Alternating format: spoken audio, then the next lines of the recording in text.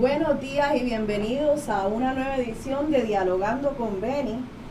Hola Pepe. Buenos días. Aquí en el estudio con nosotros, Pepe Molinelli, esta servidora Rosana Cerezo y mi hermano Francisco Javier, que nos acompaña desde Miami. Buenos días, Francisco. Saludos, Francisco.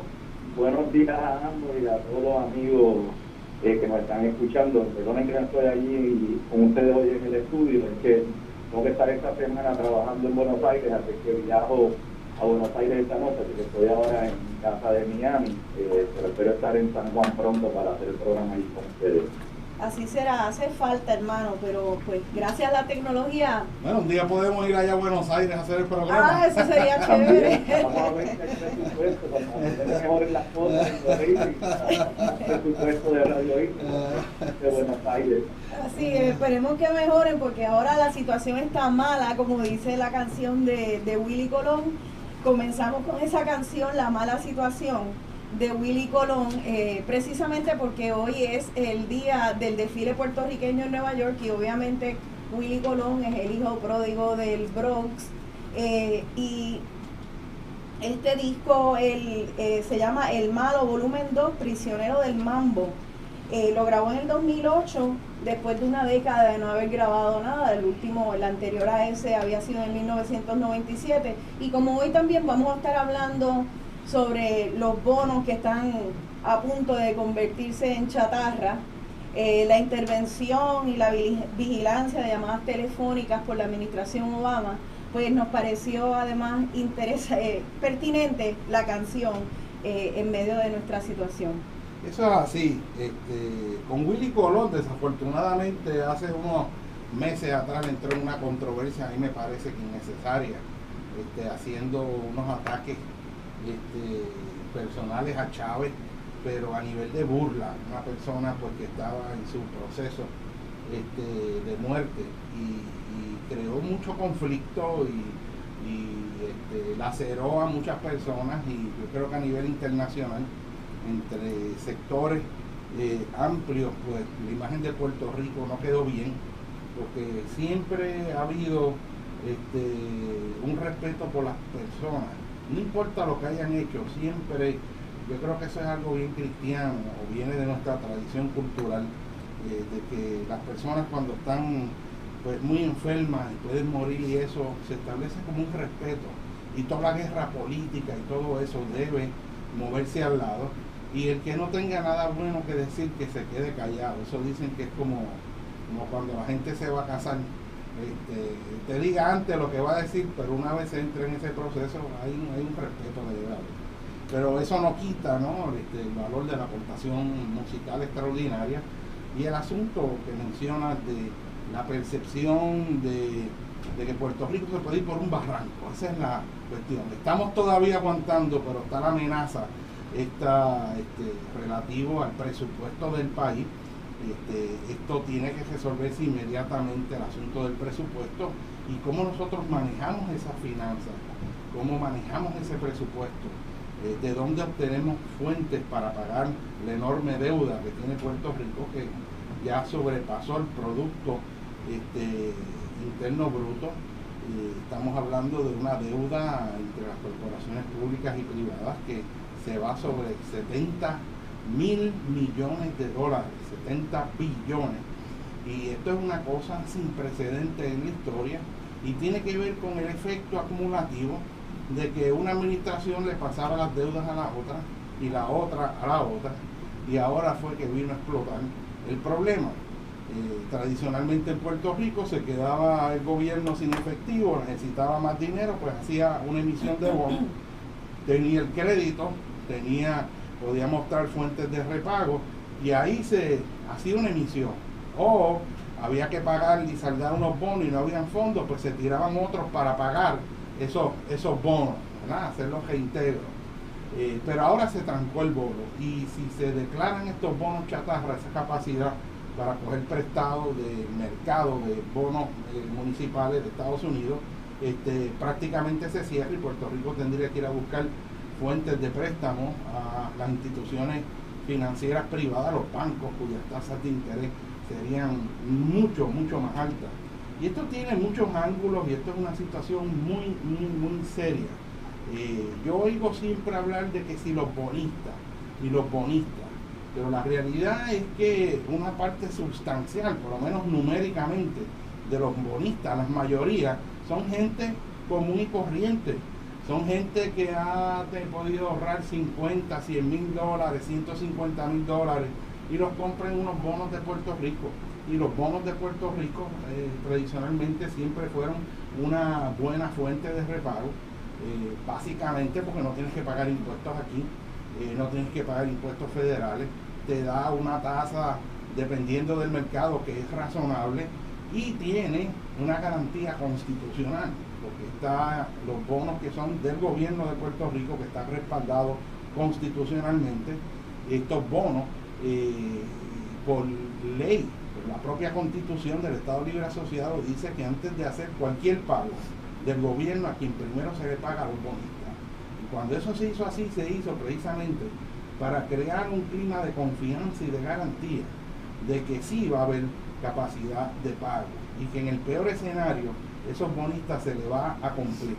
A mí me preocupa la idea esta de que en muchas ocasiones se ponen a los bonistas como si fueran demonios, y en realidad cuando la gente coge sus ahorros y los pone en un bono del gobierno de Puerto Rico, en realidad lo que está haciendo es contribuyendo, financiando a bajo costo obras de gobierno.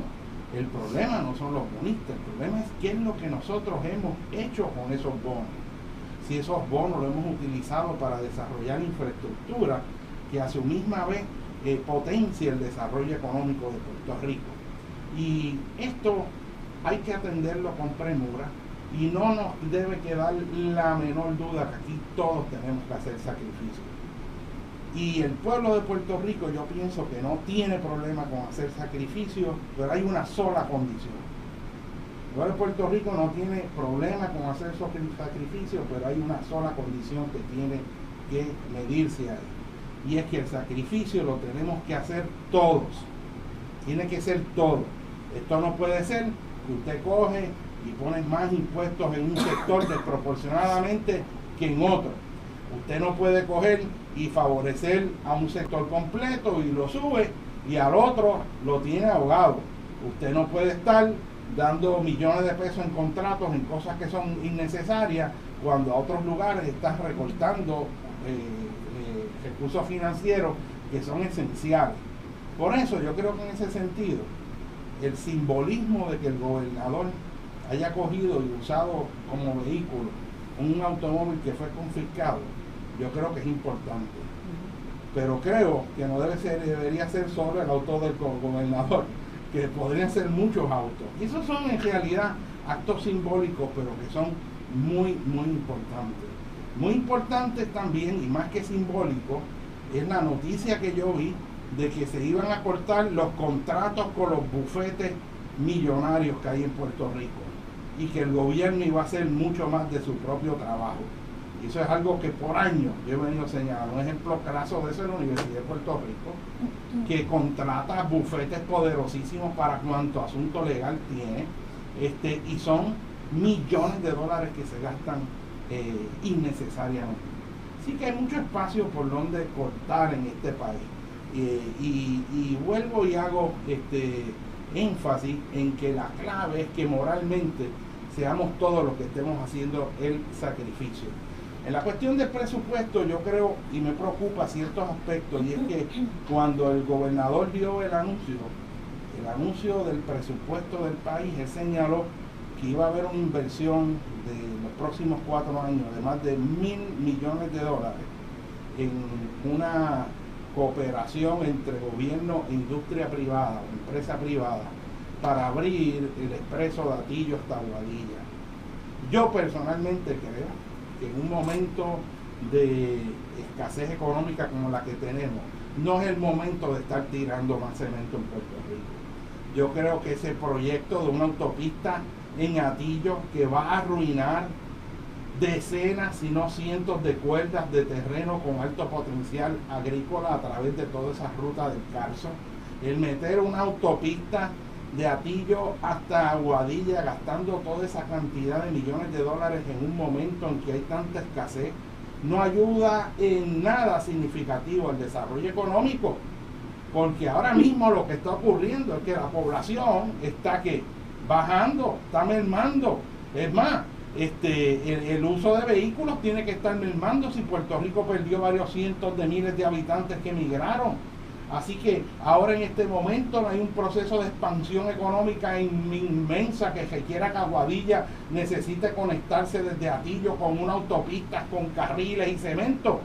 Eso no es prioritario en este momento. Esos recursos se pueden asignar a otras áreas que son mucho más importantes. En el mercado, en el anuncio del gobernador, en el mensaje, también habló de darle subsidio a las a los constructores que venden casas de más de 15 millones de dólares para que el gobierno ayude a pagar el valor que tienen esas casas en el mercado. Pero mire, señor, si usted es un proyectista y usted hizo una urbanización y las casas ahora que usted quiere vender a 500,000, dice que las va a vender en especial a 450,000, y para mantener ese precio el gobierno le va a dar subsidio para pagar parte de esos 450,000. Mire, yo creo que eso es innecesario en este momento, porque estamos subsidiando a un sector que es sector privado, que hace sus inversiones, que tiene que considerar sus riesgos, y que por muchas décadas ha sido un sector que se le han estado dando incentivos. Y en Puerto Rico se creó una burbuja en el valor de todas esas propiedades. Nosotros lo que tenemos que hacer es que dejar que las mismas fuerzas del mercado lleguen a su nivel, pero no estar subsidiando para mantener las ganancias altas de estos proyectistas. Así que eso para mí no tiene prioridad. En las administraciones pasadas yo recuerdo que dieron incentivos que eran decenas y decenas de millones de dólares para que la gente comprara las casas en vez de dejar que los precios bajaran.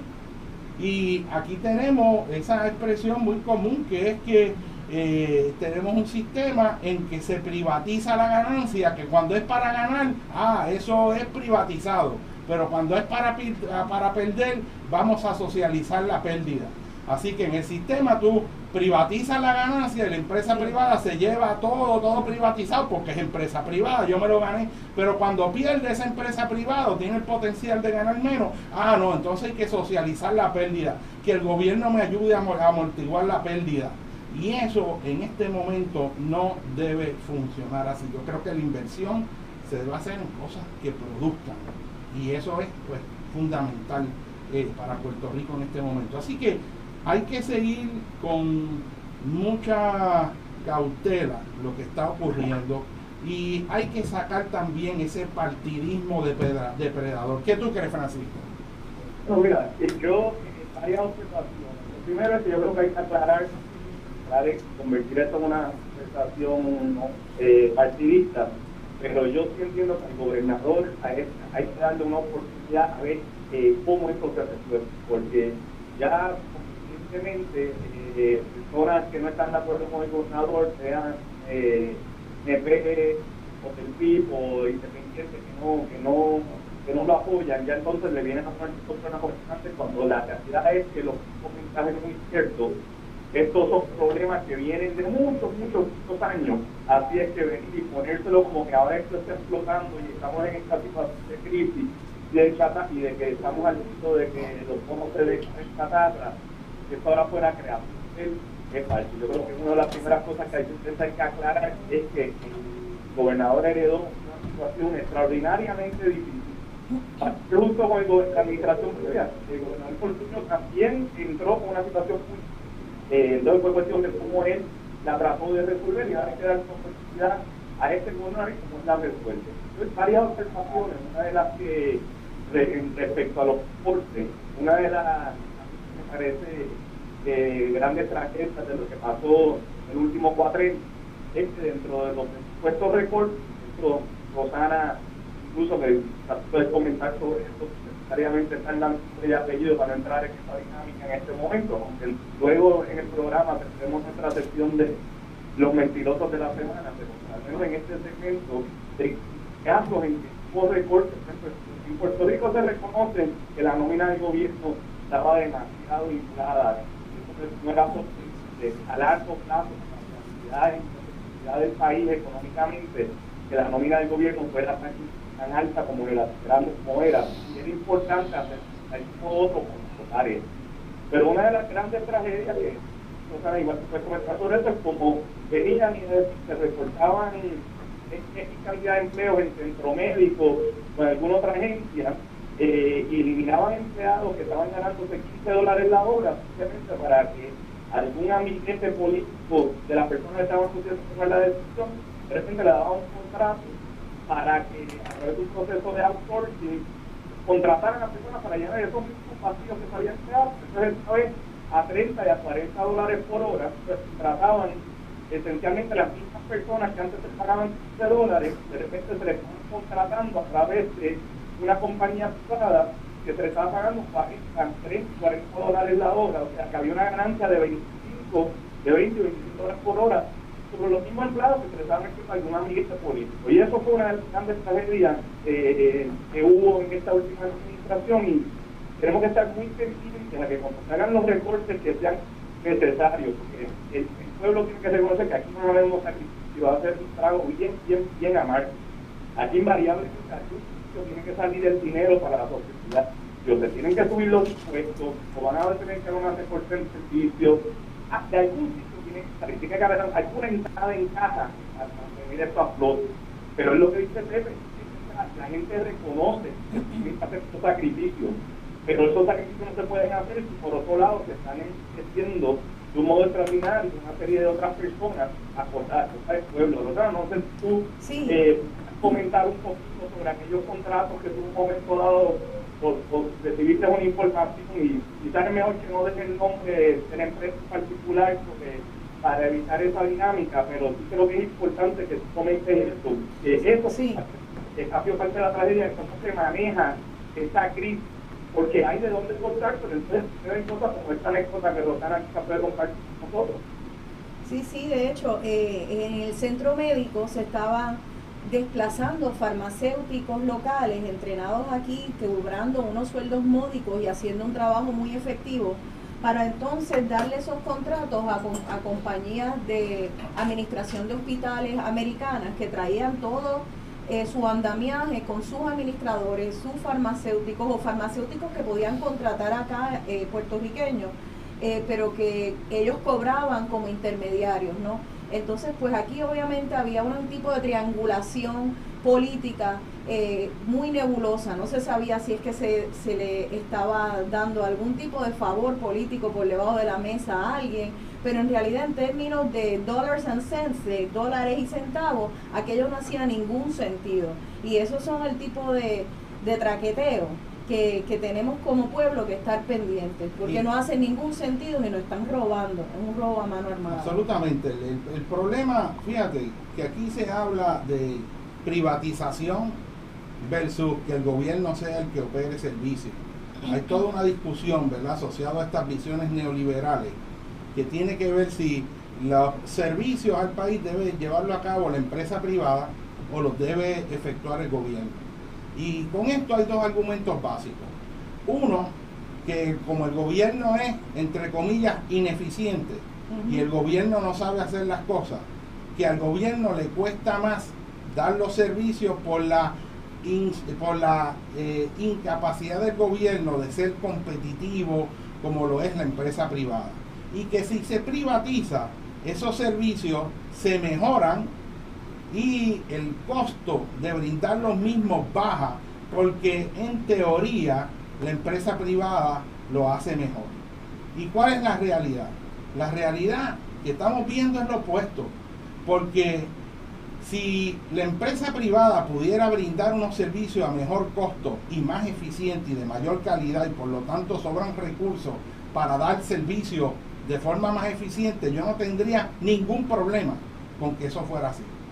Pero lo que ocurre operacionalmente es al revés, que los costos aumentan porque la empresa privada se le paga mucho más, por lo que al gobierno le cuesta menos, y ese exceso de dinero es para enriquecer a los que financian a los partidos políticos. Exacto. Y lo que tenemos es un esquema de corrupción que funciona con el modelo de yo te doy el contrato, pero tú me tienes que dar dinero y hay muchas maneras de transferir ese dinero y yo te doy el privilegio de tener el contrato vale mucho más, yo me beneficio quedándome en el poder porque entonces yo financio mi infraestructura de propaganda para yo lucir como que soy bueno y estoy haciendo lo correcto, porque a fin de cuentas, como se ve la cosa, es cuestión de quién repite más la mentira. Y por eso uno ve los millones que se gastan, ¿no?, en propaganda. ¿Qué tú piensas, Francisco? El tema de la alianza público-privada es uno bien complicado, pues yo sin duda creo que hay una serie de servicios que por definición las tiene que hacer el gobierno, que la misión de ese servicio no puede ser que tenga lucro, que una de los elementos importantes cuando el gobierno es el servicio, que el gobierno no está impulsado por sacar la ayuda económico, por eso se le puede prestar un servicio al pueblo de buena calidad, la preocupación, la consideración de si le está generando ingresos a los públicos o a las empresas de esa empresa. Sin embargo, yo creo que hay algunos sectores en los cuales la empresa va a ser más eficiente que el gobierno en cómo prestar servicios. Eso es una cuestión de encontrar un balance. Ahora, el concepto de la empresa público-privada es uno que yo encuentro bien interesante, porque sin duda responde a una necesidad en todas partes del mundo. Está claro, no son familiarizadas nuestro radio escucha con la alianza público-privada, pero eso no es algo de Puerto Rico. La alianza público-privada empezaron en los años 60, principalmente en Inglaterra. Se han popularizado mucho en Europa, es un modelo que se usó mucho en Asia, en América Latina. Yo incluso he trabajado en varios proyectos grandes de alianzas públicas-privadas en América Latina.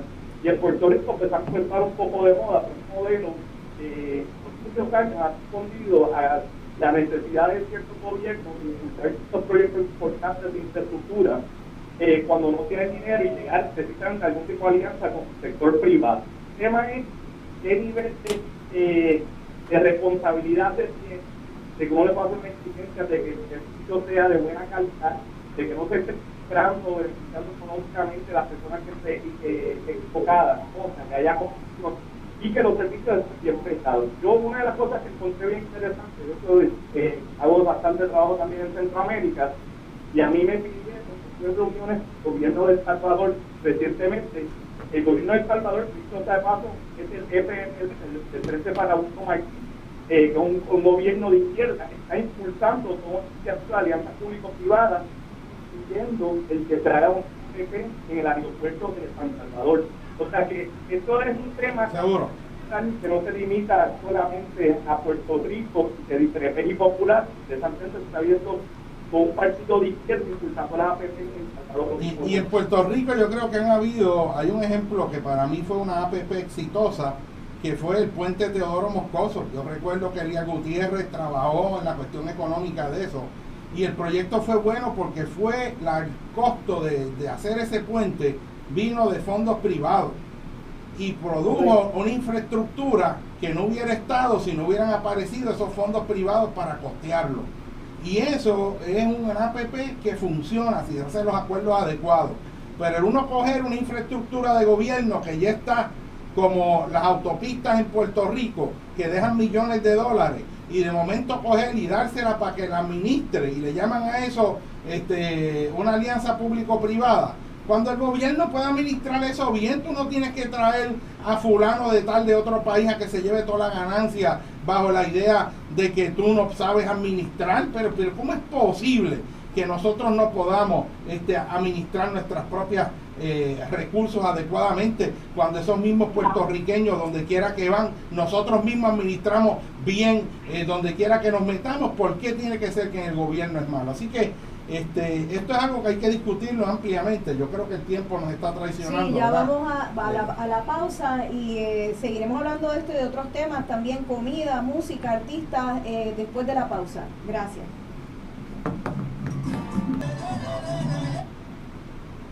Sí, ese era Cortijo y su combo original con Ismael Rivera, el sonero mayor. La canción El Bombón de Elena.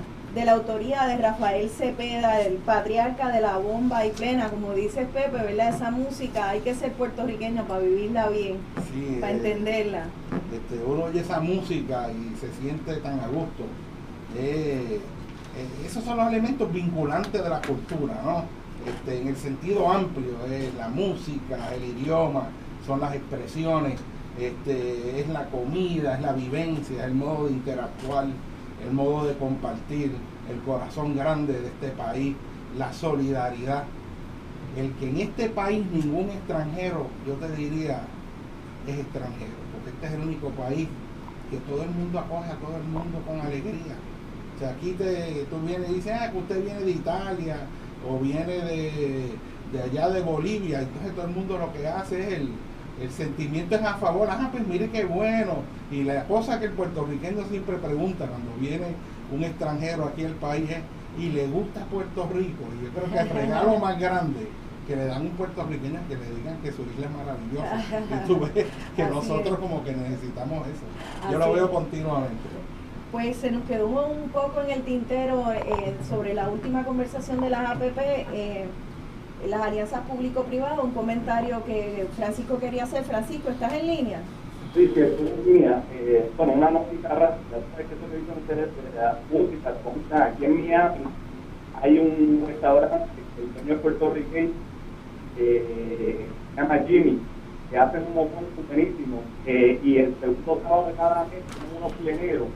Y eso se llena puertorriqueños, a decir, de la diáspora que están en el sur de la Florida, multigeneracional, una cosa empieza a las 6 de la tarde, termina como a las 11 de la noche, y es de tener esto, después de ver niños de 4 años, familias a viejitas que van y de todo entre medio. Qué fabuloso. Como se unen en esa música, todo tipo de color, todo tipo de clase social, de lo que uno es más pequeño, están en este ejercicio por esa música. ¿Cómo se llama ese restaurante, Francisco? Se me escapó el nombre. Se llama Jimmy Café, el dueño no se llama Jimmy, es un boricua que se graduó de high school en Puerto Rico desde los 80 o algo así, y desde hace unos años hasta se mudó para acá de la universidad y tiene varios restaurantes, comerlo más bien y tiene esta fiesta, unos pleneros. Yo lo único que quería comentar, que no lo pude comentar antes, sin duda, las APP en el sentido de los proyectos nuevos es donde más valor se ve, y bien que se debe hacerlo, que es donde yo creo que es más importante una vez como proyectos de infraestructura como lo fue el Teo Tomás Pozo. Yo creo que en algunas instancias, proyectos de APP con activos existentes, pues en carretera u otro, podría haber un valor, pero yo creo que hay dos situaciones importantísimas. Una, si los fondos que se van a sacar de ese activo en verdad son tan activos, son los que están a la plaza que se va a sacar, que en lo inmediato, el beneficio de la PP es que hemos recibido una cantidad de dinero importante y que ese dinero se podría usar para que se use para un tema importante y necesario en el país. Eso es lo primero. Y dos, que entonces a quien se otorga esa concesión hay un nivel de contabilidad y que entonces se mantenga y que el día de mañana, si los servicios que tienen que prestar no se están prestando con demanda, ese activo le regrese al pueblo. El problema de ello es que creo que se sentirá conmigo, es que en los proyectos existentes, cuando se dan estas concesiones, se está dando una concesión a un precio que está demasiado bajo. Después los fondos se están usando como se debieran estar usando, sino que terminan muchos ambientes de la administración que siendo dinero de bolsillo, ¿no? Y tres, que no hay una contabilidad importante, puede haber, de que la empresa que viene a administrar este activo no tenga la responsabilidad de mantener un nivel de servicio y de calidad, y que si no lo presta, tenga el pueblo el derecho de evocar la concesión. Y esa ha sido parte de la tragedia de las APP, solamente en Puerto Rico y a través de más partes del mundo, particularmente con activos existentes. Eso es lo único que quería decir, nos quedamos sin tiempo, pero sé que tenemos aquí otras cosas que queremos hablar, así que simplemente cambiemos el tema.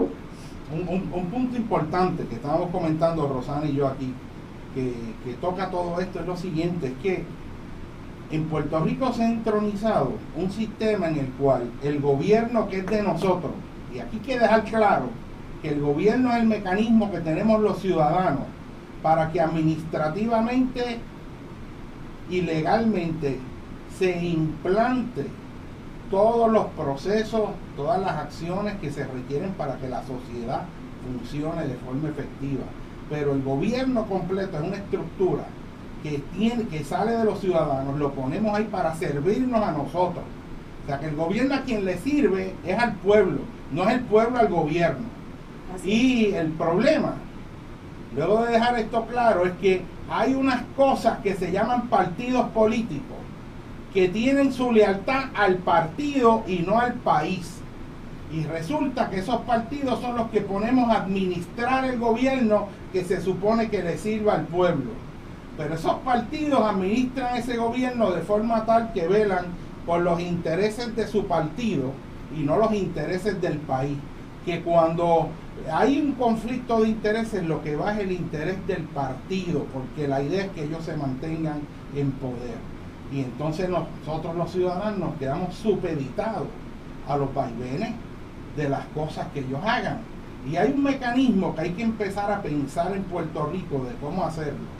Y es que aquí hay contratos que se han hecho que son unas aberraciones, donde se están robando el dinero del pueblo, donde el lado del gobierno que se supone que vele por los intereses de nosotros, lo que hace es que entrega nuestro patrimonio nacional, da contratos bajo unas condiciones que no son óptimas para el país, se los da a personas que no tienen las cualificaciones profesionales.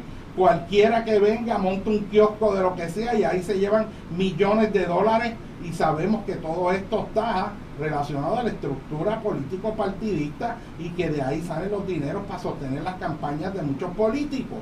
Y nosotros los ciudadanos tenemos que ver cómo dentro del gobierno generamos un mecanismo para protegernos de que eso ocurra. Y un mecanismo, por ejemplo, es que todos los contratos de gobierno que se hagan salgan públicos en internet, en el detalle, no de a quién se le dio y cuánto se le pagó, que es como sale, sino el detalle del contrato, que hay un mecanismo a través del cual no se permita que hayan estos contratos leoninos que se han firmado por ambas partes, y que como se firmaron, la empresa que lo firmó dice, pero ese fue el acuerdo de ustedes, así que sí, eso hay que pensarlo y hay que darlo. Sí, son contratos leoninos en contra de, como se dice, la ley, la moral y el orden público, ¿no? También yo quería hablar de la importancia, solo mencionarlo de paso, pero la importancia que al igual que hay alianzas público-privadas, debe de haber alianzas público-comunitarias. Por ejemplo, hay unos dineros en Puerto Rico, se pierden cientos de millones de dólares de fondos federales y de otros tipos de fondos accesibles al gobierno, sencillamente porque el gobierno no tiene una falta de proyectos, una falta de ideas, y a veces no tiene el andamiaje, el personal para poder llevar a cabo ciertos proyectos. Sin embargo, hay organizaciones comunitarias y sin fines de lucro que ya tienen experiencia en dar unos servicios, y si se hicieran unas alianzas entre esas ONG, organizaciones no gubernamentales, y el gobierno que tiene acceso a esos dineros, pues se podrían también poder ampliar el proyecto de país de la misma manera que en estas alianzas público-privadas. Así que eso es algo que me gustaría traer al foro, ¿no? Que no es nada más con la empresa privada. Eso es un excelente punto. Yo estuve en Washington hace semana y media, me invitaron a una cumbre que se llamaba el White House Hispanic Business Leader Summit, que fue una reunión cumbre de lo que supuestamente éramos líderes de negocios Estados Unidos, hispanos. Y esos son los temas que salió, como incluso yo lo hablé con partidos. Se fue. Parece que bueno, se nos fue de línea, pero se nos fue ya. Pero comentando sobre ese tema, nosotros estamos entrando en una etapa en la sociedad, yo creo que de forma tardía, pero nunca es tarde si la dicha es buena. Y es que el empoderamiento de las comunidades, de los mismos ciudadanos, se está viendo cada vez más fuerte. Nosotros siempre hemos pensado en Puerto Rico, por ejemplo, que el que tiene que hacer es el gobierno. La idea siempre ha sido de que no, el que tiene que encargarse de todo es el gobierno. Y los ciudadanos en realidad se mantienen al margen sin participar efectivamente. Y la gente se cree que la democracia es ir y depositar el voto cada 4 años, pero que no hay participación en más nada. Usted va a vistas públicas, usted va a reuniones, usted ve muy poca participación, muy poca participación, y los ciudadanos se mantienen al margen de los hechos que los afectan. Y hay algo que ocurre. Yo estaba en vistas públicas, por ejemplo, es interesante, yo he encontrado empíricamente que la participación pública es inversamente proporcional al tamaño del municipio. Esto es, que usted va a un municipio pequeño, yo nunca se me olvida haber ido al municipio de Hormiguero, a una vista pública, un municipio pequeño, y hay cientos de personas, y he ido a vistas públicas en municipios grandes y lo que hay son 10 personas, para tratar el mismo tema. Así que hay algo en la democracia, en las escalas de gobernabilidad. Es que es más orgánico, cuando tú te sientes más invertido en un proyecto, lo ves en tu vecindario, te hace más sentido cómo te impacta. Mientras más grande se va haciendo, más lejano de ti, y por eso es que hace sentido que sean estas organizaciones de base comunitaria que están con la gente en el pueblo, en su cotidianidad, que sirvan de puente entre el ciudadano, el municipio y luego el gobierno estatal. Creo que Francisco está de nuevo en línea para comentar. Francisco, ¿estás ahí? Estoy aquí, se cortó. Yo me quedé hablando. Me quedé hablando y me di cuenta, hasta Dios, que no sé dónde se cortó. Estabas diciendo que estabas en la Casa Blanca con un grupo de líderes hispanos. Pues, y esto es uno de los temas que se comentó, no solamente por un grupo de puertorriqueños que estábamos allí, sino de líderes mexicanos, americanos, chicanos, o sea, de distintas comunidades latinas de los Estados Unidos, es la cantidad de iniciativas que hay importantes y necesarias a nivel de comunidades, municipios y a nivel estatal, que son unas iniciativas importantísimas, pero que carecen de fondos. Y entonces, como hay unos fondos federales ya podrían usarse para ese tipo de iniciativas, pero hay una falta de no de conocimientos, al menos de procesos, para que esas comunidades o hasta municipios, y a veces, por ejemplo, el caso de Puerto Rico, a nivel del Estado, ¿no? O sea, a nivel del gobierno estatal, de pedir esos fondos federales para impactar. Entonces, es una lástima, hay un pote de dinero importante a nivel federal que podría ir a esas iniciativas culturales, de educación, de salud, en las comunidades, pero no hay habilidad, porque no hay los sistemas y a veces los conocimientos implementados para poder conectar uno con el otro. Y eso es una lástima, que por ejemplo en Puerto Rico estamos tan necesitados de fondos, tan de iniciativas importantes, no se lo podría cuantificar. A nivel federal son miles y miles de millones de dólares, son millones de dólares. ¿Cuántos de estos corresponderían a no se lo podría cuantificar, pero sí estamos hablando de muchos millones de dólares. Felizmente 100 millones de dólares, o sabemos que hasta más.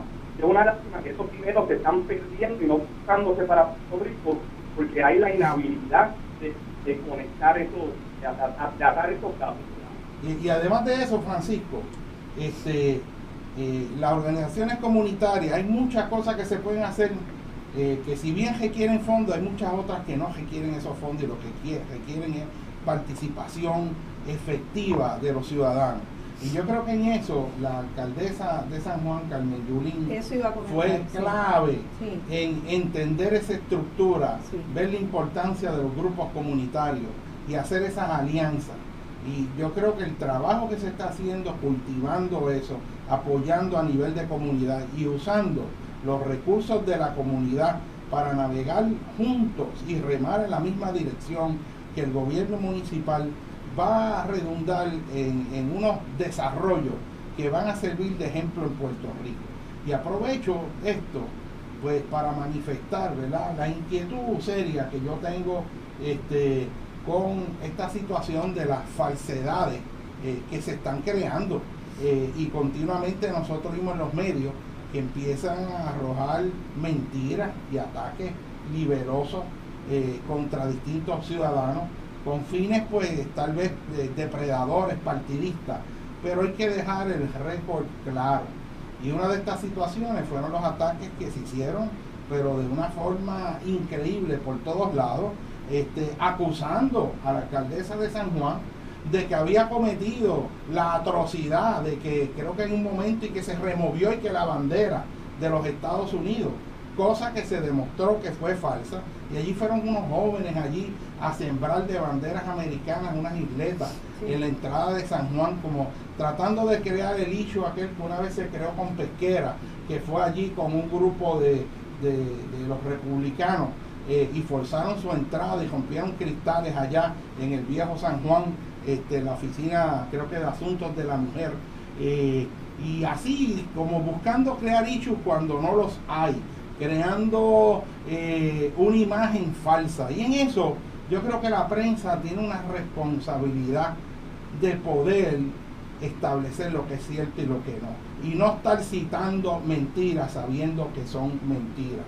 A esas personas, cuando yo veía eso, yo decía, ¿y por qué ustedes no cogen y siembran las banderas de Puerto Rico en el jardín de la Casa Blanca, reclamando que la bandera de Puerto Rico esté allí?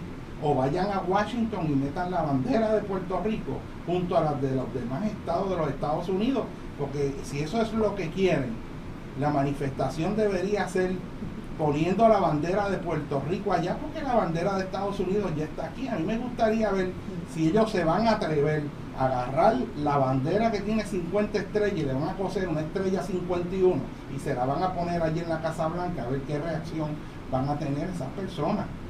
Eso sería consono con la idea que ellos quieren promulgar, pero el show lo hacen acá y lo hacen pues para la guerrita política de la mentira.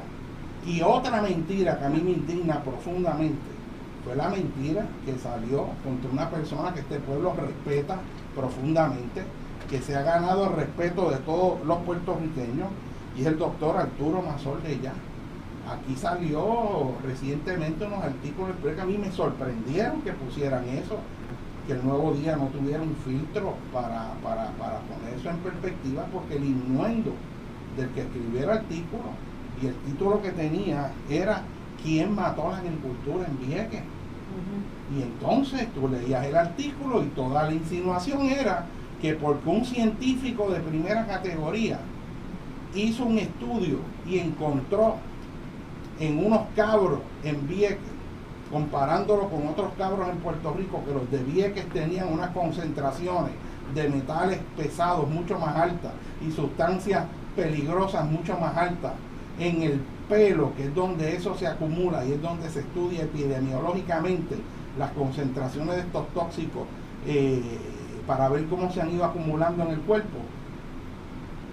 Y que porque ese estudio, esto es lo que dice, que porque salió ese estudio, la agricultura en particular la ganadería, se desapareció, porque después y que hubo un estudio secreto que cogieron y que 3 vacas, que no dice ni la edad, ni el tiempo que llevan en Vieques, si los alimentos los traían de afuera o eran de Vieques, que le hicieron unos estudios en ciertos órganos y encontraron que no habían concentraciones significativas. Y eso no es ciencia. O sea, el que tú cojas 3 vacas y sacas una muestra a ver si tienen metales pesados o no, con eso tú no concluyes que el área no está contaminada, pero toda la cuestión del artículo era tratar de dañar la imagen de Arturo Mazol. Una persona que en realidad yo sé que mientras más lo atacan, más crece su imagen, porque el país lo respeta y respeta el trabajo que se ha hecho. Pero aquí hay que establecer la raya y señalar cuándo se está mintiendo y cuáles son los propósitos ulteriores. Y salió en el Nuevo Día precisamente, y esto me alegró ver este artículo, un artículo que escribió Carlos Zenón, líder comunitario, sacando una espada en defensa de la verdad, diciendo lo que hay detrás y cuál es el contubernio que hay de agentes que están trabajando en el Departamento de Agricultura, tratando de hacer daño a la imagen de Arturo Mazol, que trajo su ciencia a servirle al país.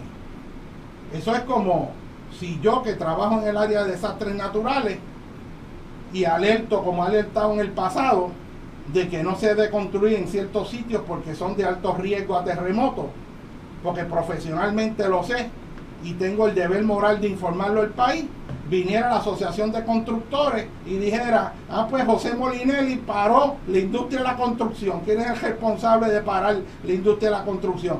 Porque advirtió de un peligro que había. Pues mire, eso es absurdo. Todo científico tiene la responsabilidad moral de decir la verdad, pero no se puede mentir en artículos de periódicos diciendo lo opuesto a lo que es la verdad. Es que es un descaro, eso a mí me indigna profundamente. ¿Y tú sabes quién? ¿Nos puedes decir el nombre del autor de ese artículo? Es Miguel Díaz, el periodista es Miguel Díaz, del Nuevo Día, y yo no sé, porque tú lees la estructura y entonces lo pone en términos de señalando que bueno, me llegó esta información, esto y lo otro, pero toda la estructura que tú ves es para desinformar. Y yo estoy cansado de que en Puerto Rico se siga desinformando. Y aquí hay emisoras de radio que están desinformando todos los días. Usted se mueve a través del tablero radial que usted tiene ahí. Y hay emisoras que están las 24 horas diciendo que lo blanco es negro y lo negro es blanco. Hay 24 horas de mentiras y libelos y difamación. Y esto hay que señalarlo porque es un abuso. Es un abuso porque tienen el control de los medios, tienen el control del poder, repiten la mentira y el país se queda entonces en los doldrums. No saben qué dirección va porque hay una cosa de un lado y otra de otra, y a quién le creo. Y yo creo que es momento que nosotros tengamos respeto por la verdad, y los periodistas que no extiendan la desinformación. Muchos periodistas que saben que quien está ahí diciendo lo que está diciendo es falso, y lo que hacen es que nada más ponen la declaración. Yo creo que es hora de que cuando se sabe que algo es falso, se diga o se le cuestione. Pero eso es bien importante, porque es que no podemos seguir repitiendo cualquier mentira. Cualquiera se para por ahí, dice lo que le da la gana y le falta el respeto a la verdad. Así que esto es algo muy serio, porque estos son momentos en que Puerto Rico tiene que tener verticalidad, respeto a la verdad, y que los puertorriqueños nos salgamos de esa guerra partidista y naveguemos, porque el país está en una situación sin precedentes. Nosotros tenemos que emprender un proyecto unido. No hay que detener esa guerra de cómo yo te hago daño para que tú luzcas mal, cómo yo miento, cómo yo te ataco, cómo yo creo situaciones que son falsas, porque el objetivo es destruirte políticamente. Mira, estamos cansados de eso.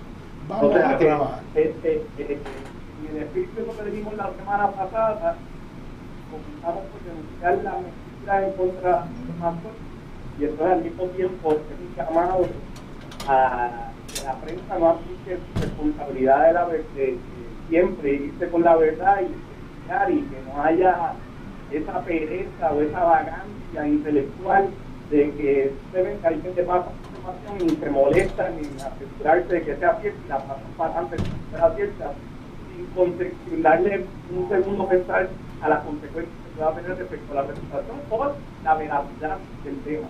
Seguro, y aquí hay muchas personas que están dando batallas por este país, y un ejemplo de eso clásico es el trabajo extraordinario del licenciado Pedro Sade, una persona que este país respeta, que ha estado por décadas luchando por los intereses del país, en favor de la lucha ambiental, en favor de las comunidades, estaba ahí presente, que ha trabajado excelentemente con la clínica legal de la Universidad de Puerto Rico, que hizo el análisis del contrato que tuvo la compañía Energy Answers con ADN, y ahora está siendo atacado, difamado. Pero yo vuelvo y digo, Puerto Rico sabe quiénes son sus hijos, quiénes defienden sus intereses, y sabemos que toda persona que se pone de pie a defender la verdad le cuesta porque hay intereses que se afectan con esas verdades y lanzan ataques personales para tratar de afectar su imagen pública. Pero el país sabe más que eso. Ya estamos listos para una pausa. Cuando regresemos vamos a hablar de los restaurantes. Esta vez no se nos queda en el tintero, y estamos esperando al artista Nick Quijano, el artista responsable de hacer las celdas en las plazas públicas del país, en el movimiento 32 por Oscar, y también de la exhibición Basura. Hasta la próxima, que venimos con Nick Quijano. Gracias. Pues aquí estamos de vuelta dialogando con Benny, nuestro tercer y último segmento. Esa canción era Mercy, Mercy Me, de uno de mis cantantes favoritos, Marvin Gaye.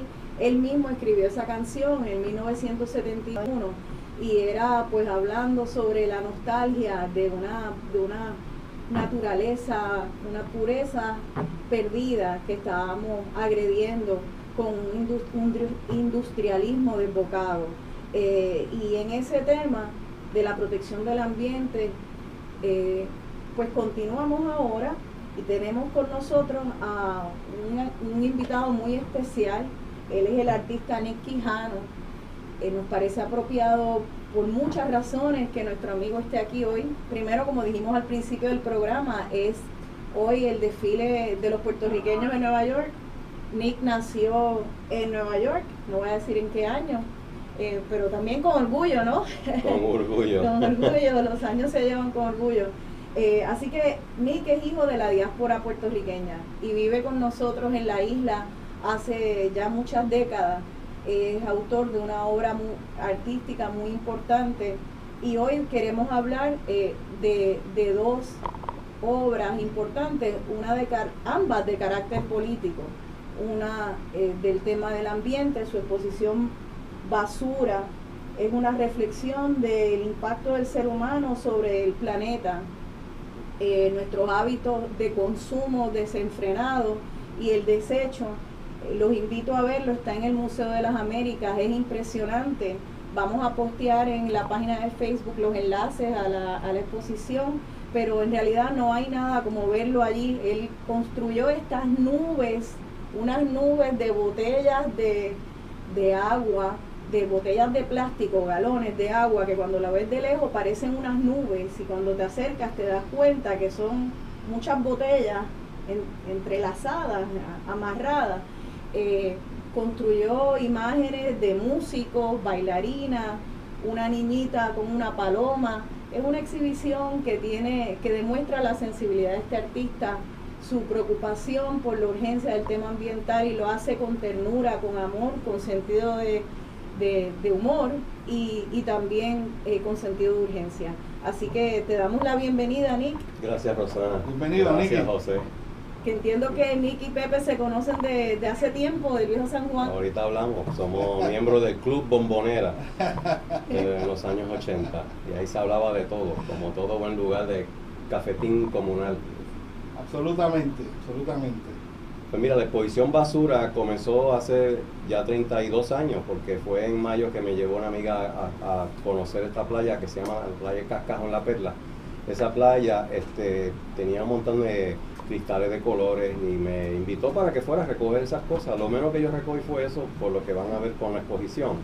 Lo que sí me cautivó fueron los desechos industriales, que por alguna razón lo encontré más bellos, o por lo menos tan bellos como esos cristalitos maravillosos. Y desde el 83 formalmente fue que empecé a hacer cosas con eso, porque yo no sabía por qué lo estaba recogiendo a todo esto. Yo lo estaba recogiendo sin tener una agenda previa. Así que eso se iba formando orgánicamente hasta el producto que se llama Basura, que va a estar, afortunadamente, por tercera vez se ha pospuesto la exposición hasta el 28 de julio. Están todos invitados al Museo de las Américas, que abre todos los días menos los lunes. El teléfono ahí es 724-5052, por si quieren conocer. Y eso mejor queda en el cuartel de Valleja, ¿verdad? Queda exactamente en el cuartel de Valleja, en el segundo nivel. Muy bien. Esa exposición recoge 126 piezas que van de lo micro a lo macro, como ya le contó Rosana, una de las piezas. Y la verdad que fue una labor de amor, una colaboración maravillosa con gente muy querida que dieron su parte para poder ser parte de este proyecto. Y se amanecían con nosotros, pasábamos la noche allí, Sonia traía las mixtas para todos poder comer. Fue una experiencia también así colaborativa de mucha gente muy querida. Y afortunadamente pues ha rendido muchos frutos, han llegado sobre 13,000 personas visitantes a la exposición, muchos extranjeros. Y ha sido una bendición para mí el poder tener acceso a toda esa gente, ¿verdad? A mí lo que me está bien interesante de tu obra y de esta última en particular, Basura, y la de las celdas en las plazas, es esta reflexión del arte como un vehículo tan potente para llevar mensajes de política pública y para despertar la conciencia. A mí lo que me gustaría saber es cómo fue ese proceso y si tú lo sabías desde el principio o si fuiste descubriéndolo sobre la marcha. Fue como el segundo caso. Yo en realidad sí tenía la inquietud ya, como conoce que soy hijo de la diáspora, ya yo conocía también las fricciones que yo vivía allá y eso me da un distanciamiento del otro y a mí me ve acercamiento al otro porque sufro los prejuicios pero me cato de quién yo soy. Esa mirada lo que me permite es buscar la verdad y eso me parece que ahí los dos proyectos están en busca de unas verdades. En el caso de la basura, pues, es que somos una sociedad adictiva y hemos perpetuado esta industria de la basura también. Y la idea precisamente es abolir con el pensar que tenemos que crear cosas que se van a convertir en basura versus con nuestro ingenio maravilloso crear cosas que se puedan reciclar, se puedan reusar, se puedan reconvertir en otras cosas y nosotros tenemos el ingenio suficiente para crear todos los objetos que creamos, que sean objetos que se puedan seguir usando de una manera u otra. Y ahí es una invitación al ingenio nuestro, por eso es que la exposición. En cuanto al proyecto de 32 por Oscar, que necesito a todos que accedan a través de Facebook 32 por Oscar, es un proyecto en búsqueda de una verdad, porque esa verdad reside en el hecho de que nuestro hermano Oscar López Rivera fue encarcelado injustamente, nunca se le formularon cargos formalmente. Y lo que se ha convertido Oscar para el imperio es precisamente el chivo expiatorio de precisamente su ineptitud y su falta de respeto con respecto al pueblo de Puerto Rico. Y a tal grado que Oscar, como ya todos conocemos, también ayudó al imperio porque peleó en la guerra de Vietnam y fue condecorado. Cuando llega a Chicago, pues se percata también de ese desecho que es el prejuicio que le tienen los estadounidenses hacia los latinos en ese momento, ¿verdad? Y que posiblemente eso todavía existe, ¿verdad? No fue en el pasado. Y ese percata de eso, él lo que quiere es redimir a esa comunidad de latinos, particularmente los puertorriqueños, están pasando la mala allí, y ese prejuicio que están experimentando para que ellos mejoraran su calidad de vida, y por eso es activo en formación de comunidades educativas, servicio comunitario, y eso es un histórico ya. Él es un miembro bien activo que formó parte de avivar un respeto dentro de la comunidad latina dentro de Estados Unidos. Nick, uno de los aspectos que es bien fascinante de tu proyecto de la celda con 32 por Oscar, es el hecho de que al hacer la celda, tú en ese espacio que se podría llamar performático, tú lograste aunar personas de muchos caminos políticos. O sea, allí se encerraron simbólicamente estadistas, populares, independentistas y realengos. O sea que si bien tú puedes venir de una perspectiva política particular, pudiste crear un espacio donde se unió el pueblo más allá de los colores políticos. ¿Qué tú tienes que decir en cuanto al arte y su función para hacer eso? Bueno, antes que nada, la creación fue de dos queridos, Fernando Cabanilla y Mirta Narváez de Cabanilla, que iban creando este efecto de bola de nieve que culmina en lo que acaba de articular. Así que yo soy un miembro más de esa constelación de personas maravillosas. Mi aportación para contestarte la pregunta es precisamente crear la sensación de que uno está encerrado. Era precisamente la recreación, que sea un elemento que se pueda desmontar, que se pueda montar con facilidad, que sea transportable. Tenemos también los limitantes presupuestos, pero el fin que logramos gracias a la vida fue crear una sensación de que cuando esa persona, esa celebridad, ese político o ese vecino de San Juan se metiera en la celda, que ellos experimentaran, aunque sea por 32 minutos, que luego se colapsó mucho menos porque había tanta gente con ganas de participar, sí, que en esos minutos experimentaran algo de lo que puede sentir, bendito sea Dios, ¿verdad? Lo que pueda sentir Oscar por 32 años, 12 de Dios en solitario. Sí, pero lo poderoso es que aunque ese momento de empatía dure solamente 5 minutos o 1 minuto, es lo suficientemente, valga la redundancia, poderoso, y cala profundamente en la conciencia de los individuos como para poder rebasar sus afiliaciones políticas y poder reconocer una situación de derechos humanos, ¿no? Eso es así, no solamente política, homofóbico, gente que eran de una mirada religiosa muy recalcitrante y muy exclusivista. O sea, en ese ejercicio de 32 por Oscar hubo mucha transformación de muchos sectores. Hay cuentos que no puedo ni empezar porque estaríamos toda la tarde aquí contando los testimonios de los cambios que experimentaron la gente con esos minutos breves dentro de una celda. Y es importante que el país desarrolle la solidaridad, que el país ante la injusticia no mire para el otro lado, sino que el país se manifieste. Es un momento histórico bien importante y los puertorriqueños tenemos que ser solidarios con los demás puertorriqueños. Tenemos que ser solidarios ante la injusticia y levantar nuestra voz en defensa de la verdad. Y esta expresión de apoyo por la situación de Oscar López es algo bien importante porque vuelve a unificar los puertorriqueños mucho más allá de las líneas partidistas y recuerda la unión del pueblo por la lucha en Vieques también. Y es interesante estos procesos de unificación.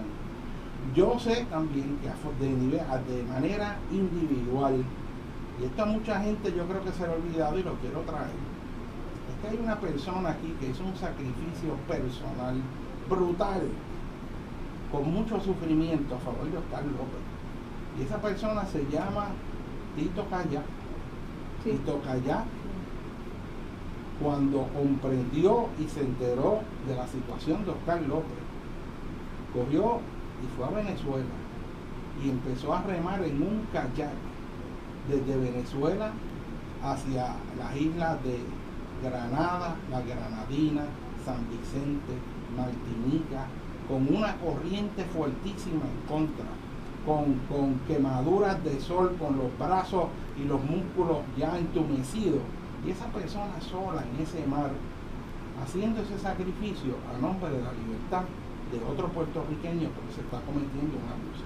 Eso desafortunadamente los medios no le dieron la cobertura que requería. Y en ese proceso yo tengo entendido que el papá de Tito murió y él tuvo que venir desde una de las islas al sepelio.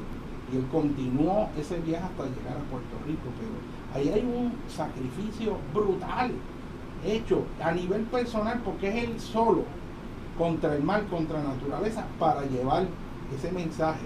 Y acá, a través de la obra de Nicky, el grupo de trabajo, todas las personas que se enlazaron, ¿no? Cabanillas, Mirta, y todas las personas, se ha logrado algo extraordinario, que es que el pueblo pudo comprender. Y esta conceptualización de hacer la cárcel, te pregunto yo, ¿de dónde salió? ¿A quién se le ocurrió? Vamos a hacerla, porque normalmente la gente lo que hace es, no, vamos a manifestarnos y vamos a dar un discurso, pero físicamente estar en ese proceso.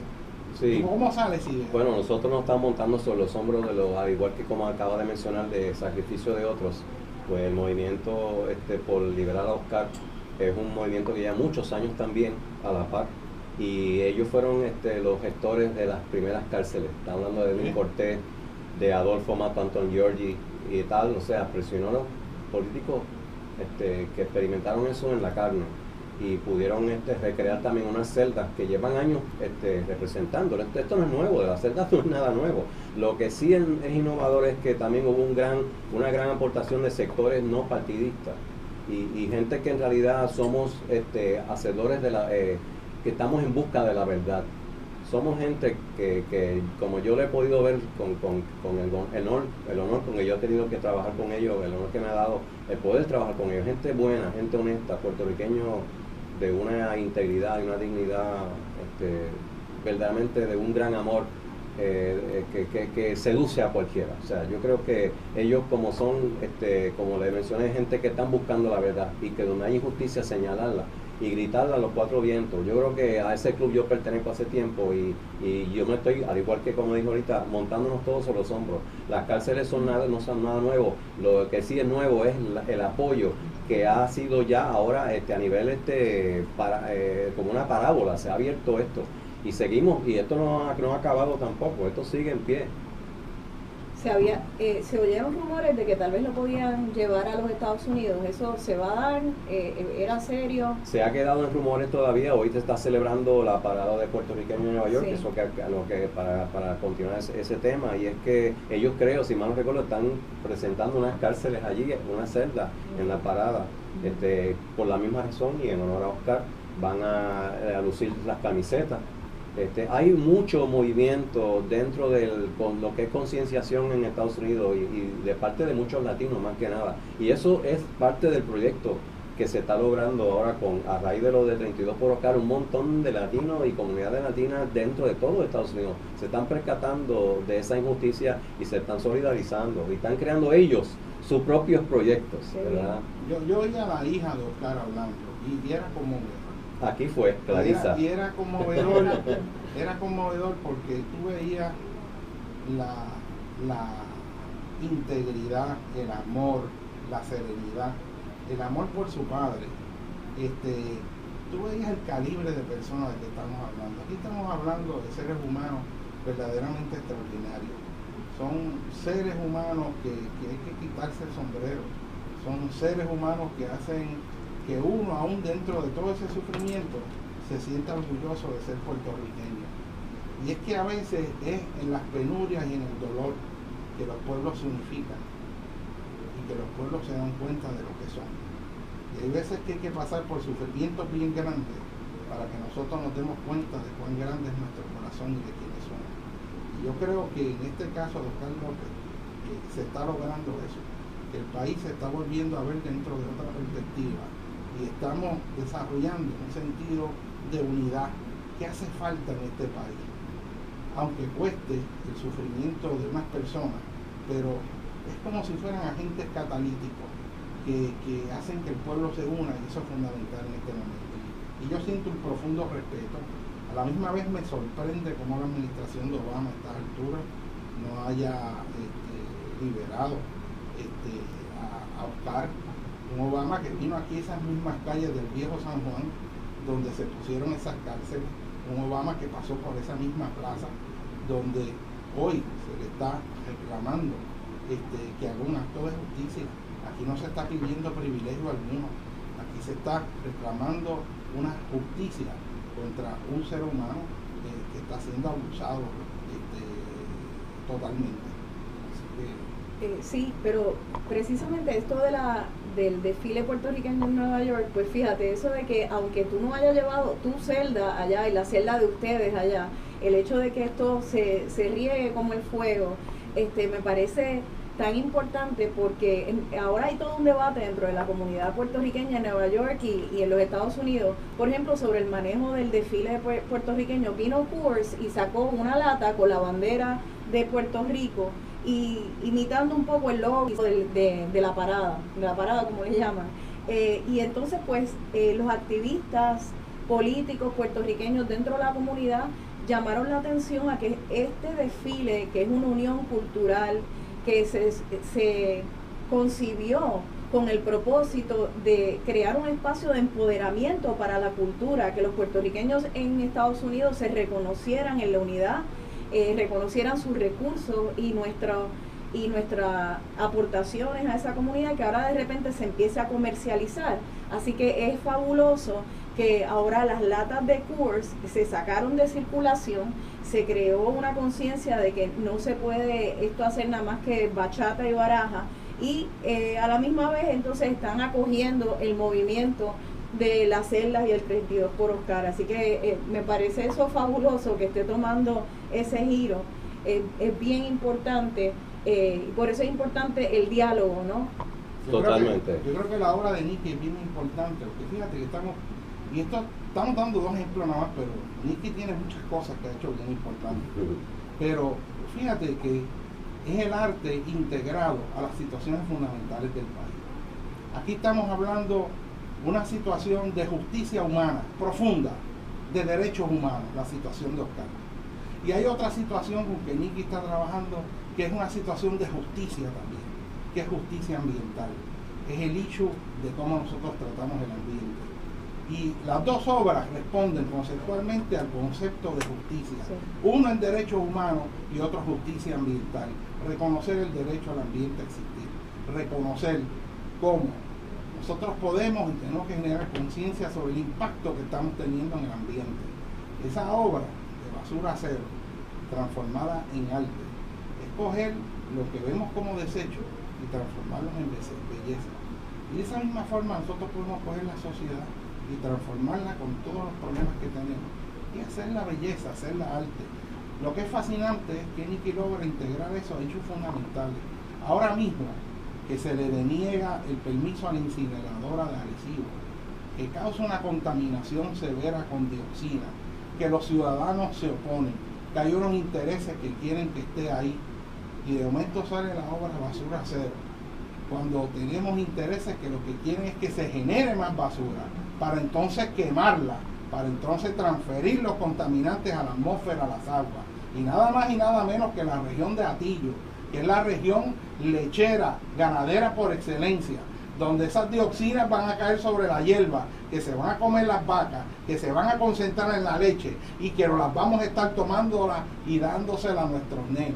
Si eso se mete ahí, nada más por usar el principio de precaución, yo no tomaría leche de ahí de Atillo, meramente usando el principio de precaución, porque ¿cómo tú vas a poner una planta tirando desperdicios tóxicos que van a llover sobre la hierba que se comen las vacas, de donde nosotros nos tomamos la leche? Si eso es ciencia básica, esa es la cadena alimentaria, ¿cómo es posible que haya todavía la visión de que aquí lo que hay que generar es más basura para quemar más basura? Así que la obra de Nikki en eso yo creo que sí, toca dos puntos bien importantes de justicia. Una de las organizaciones sin fines de lucro que está ofreciendo alternativas es Basura Cero. Tienen una red, un portal en la red, creo que es basuracero.org, como quiera lo vamos a poner en nuestra página de Facebook, que de hecho les tengo que pedir disculpas que no posteamos nada la semana pasada de lo que hablamos en el programa, porque mi hija se graduó. Yo no diría esto normalmente, pero mi papá, yo creo que sé que está en el cielo con orgullo y pecho de paloma, se graduó valedictoria en primera de su clase. Así Muy que bien. sé que el viejo, un aplauso a mi nena Gabriela. Gracias. Y por eso fue que no lo posteé, así que se lo debemos, lo vamos a postear. Otra cosa que no quiero que se nos quede en el tintero es lo de la comida, que al viejo le gustaba mucho. Les dije que íbamos a hablar un poco de restaurantes. Quería saber si tú tienes un chinchorro que nos puedas decir, Nikki, que te guste algún sitio de comida, y yo entonces tiro el del viejo y con eso vamos cerrando. Te confieso que tengo varios, pero no me atrevo a mencionar algunos porque los demás se van a poner celosos. Bueno. Y yo los quiero a todos por igual, pero son varios Sí. de Viejo San Juan. Del Yo Viejo quisiera San Juan. con unas palabras solamente para concluir de mi parte, Sí. que toda persona que, para volver al tema, y disculpa, Sí, no, definitivo. es que toda persona que verdaderamente tiene justicia, un sentido de justicia en su corazón, que busca en su corazón y se da cuenta de que hay mucha injusticia que hay que señalar para que se pueda corregir. Todos somos seres humanos y todos somos hermanos, y en el fondo todos somos iguales. Eso se reprobó con este ejercicio que se tituló 32 por Oscar.